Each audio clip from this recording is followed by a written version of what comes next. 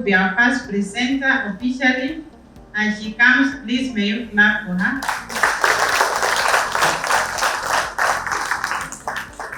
Good morning once again. Good morning, sister. The challenge that I was given by my sisters is really for us to go together through the communication at the crossroads. And we will do together an historical overview of communication. As you know, communication is the inmost, inherent experience of a human being. Nelson Mandela, he said, when he was put in a dark room, what saved him, as he was isolated, it was a cockroach that was coming every day, and he could speak with it. We can live without water, we can live without food, but not with communication. So this experience is really inherent in the human person. Why at the crossroads? It is Pope John Paul II, in his apostolic letter, The Rapid Development of 2005, he told us that the address, where he addresses the transformative impact of the modern media on society and the church, and he emphasized the dual potential of media to either foster understanding and peace, or, if misused, become a destructive force. And this position communication at a critical crossroads, a pivotal junction in shaping human experience where ethical considerations and responsible usage are paramount. Pope John Paul II underscored the importance of truthful and free communication as essential for promoting integral human development and the profound influence media use on individuals' lifestyles, judgment, and future action. So, in this document, he called upon those involved in communications to reflect on their role in shaping culture and society, and he encouraged media professionals to be mindful of the content they produce and disseminate, ensuring it contributes positively to the moral and ethical fabric of the society. With this preamble, let us go now to the historical overview of communication. The development of communication has been shaped by a combination of human needs, technological advancements, social transformations. And we will go through how the key factors that led to the evolution of communication. First of all, the human needs, basic human needs, survival and coordination. We know very well that early human needed communication through hand, to gather food, to protect themselves from danger. And also social connection. Human being social by nature, sought ways to express emotions, build the relationships, and foster community bonds. Also the need of transmission of knowledge, that is the sharing of information, skills, cultural practices across generations that necessitated ever new communication. The second aspect is the technological advancement.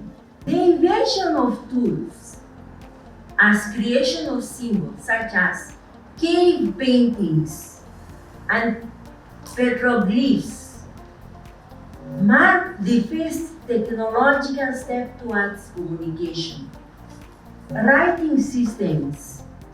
The development of written language like alphabet, hieroglyphs, allow the information to be recorded and transmitted more effectively. Printing press. Around 15th century, Johannes Gutenberg invented the printing press that somehow democratized knowledge, leading to spread of literacy and ideas.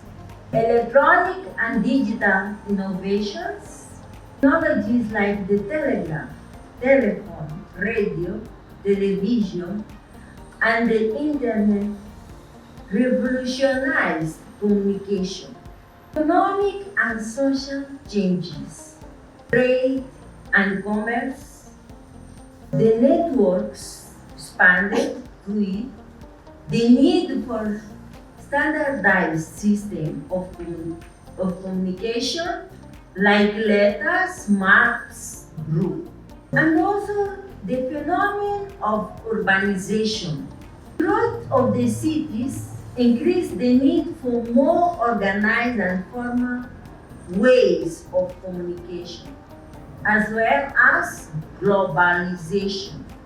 Interconnected economies and societies demanded advanced communication technologies to bridge the distance.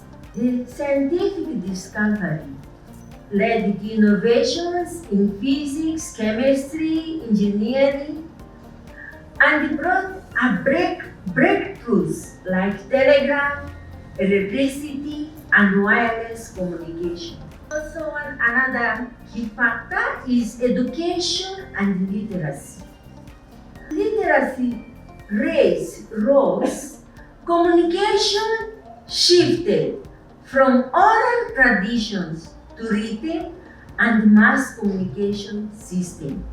And we have information sharing, especially in university and research institutions, that facilitated the development of more sophisticated communication network. We have also the cultural and political factor. We know, first of all, the religious influence. How religions played a significant role in advancing communication by creating texts like the Bible, the text of Qumran, and disseminating it very widely. We have also political developments where the governments and empires developed postal systems, decrees, and propaganda to manage their territories and populations. So we have military and strategic needs that led especially the need for secure, reliable, and rapid communication during wars. And we know that internet is fruit of this experiment, this strategy. And we have also satellite communication, where military research, such as development of satellites, later contributed to civilian communication technology. Another factor is that of curiosity and innovation. Human desire for exploration. Curiosity about the world led the invention of maps, navigation systems, global communication network, and also creativity that developed the artistic expressions such music, theater, and storytelling that drove the creation of new media and communication methods. Finally, the digital and AI revolution, that is internet and connectivity. The rise of internet and mobile technology made the communication instant and accessible globally. Artificial intelligence has transformed communication through tools like chatbots, machine translation, and personalized content delivery. So we can say, in a nutshell, that the development of communication is a product of human ingenuity driven by the need to connect, to share, and innovate. And each stage of development has responded to the challenges and opportunities of its time, shaping how humans interact with one another and the world. Having seen how communication developed, now let us go to the key epochs of history of communication. The history of communication can be divided in several different key epochs. Here are the main epochs. Knowledge and culture were preserved orally and passed down through generations. The significance of this epoch is that it facilitated community bonding and the transmission of myths, traditions, and practical knowledge. We have a written communication epoch that we can say it starts 3,200 before Christ up our days, which is characterized by the invention of writing systems like cuneiform in Mesopotamia, hieroglyphs in Egypt, and later alphabets. Writing materials included clay tablets, papyrus, parchment, and eventually paper. And the significance of this epoch is that allowed the recording of laws, religious texts, and historical events. Just let us think of the Ten Commandments. So, this marked a shift from ephemeral oral communication to durable records. Print communication epoch, that is on 15th century, as I told before, we started really with Gutenberg, that invented the printing press machine, and the revolutionized communication enabled production of books, mass production of books, newspapers, and pamphlets. And the significance of this epoch is that it made knowledge and literacy accessible to a wider audience, played a crucial role in the Reformation, Renaissance, and the spread of scientific knowledge. We have the telecommunication epoch that is characterized by invention of telegraph in 1837, telephone, and the later radio. And this technology allowed for instant, long-distance communication for the first time. So the significance is that it shrunk the world by enabling faster communication across religions and continents, transformed the industry like journalism, business, and government. Then we have the mass communication epoch, that is the 20th century, the last century, where we see the rise of cinema, radio, television, and mass media advertising. Media became centralized, with a few large companies or governments controlling information dissemination. And the significance is that it shaped the public opinion on a large scale, provided cultural experience and globalized communication. We have also the digital communication epoch, that is the late 20th century to present, that is characterized by the advent of internet, email, social media, and mobile communication. Instant and decentralized sharing of information globally.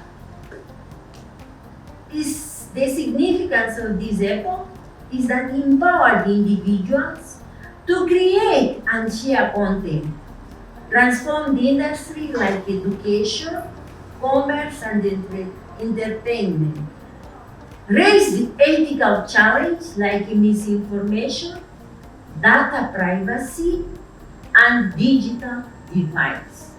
And finally, we have AI and algorithmic communication epoch, where that emerged in the 21st century, that is characterized by the integration of artificial intelligence, big data, and algorithms in communication, automated decision making, and personalized communication experience. The significance is that changing how people interact with their technology and each other. These epochs illustrate humanity's journey from oral to the interconnected digital age, each building upon the last to reshape how we connect and share information. Share with gentleness the work that is in your heart. This is how Pope Francis invites us through the message that came out yesterday for the World Communications Day. And as we know, Pope Francis emphasizes the importance of communicating with the gentleness and the reverence, especially when sharing the hope inherent in the Christian faith. He puts before us Apostle Peter's exhortation to be ready to explain one's hope, highlighting that such explanation should be delivered with the respect and humility. So such approach fosters dialogue and understanding, contrasting with the often aggressive nature of contemporary communication. We just open our the cell phone and we see how fake news many times pop up. So discerning communication, we are called to discern communication. That is, to have a style of interaction that reduces hostility, fosters mutual understanding, and creates a space for meaningful dialogue rooted in empathy, respect, and humility that aims to bridge divides and address conflicts constructively.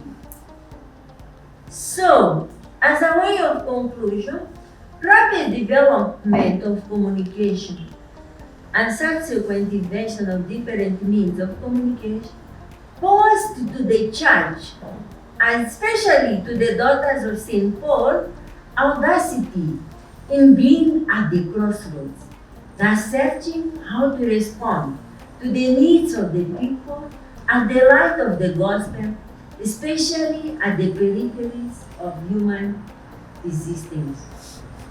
The Jubilee of the world of communication offers us an opportunity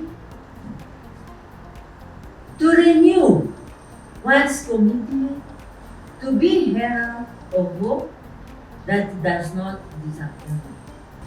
And Pope Francis, in his own words, tells us, a good communicator ensures that those who listen, read, or watch can be involved, can draw close, can get in touch with the best part of themselves, and enter with these attitudes into the story told.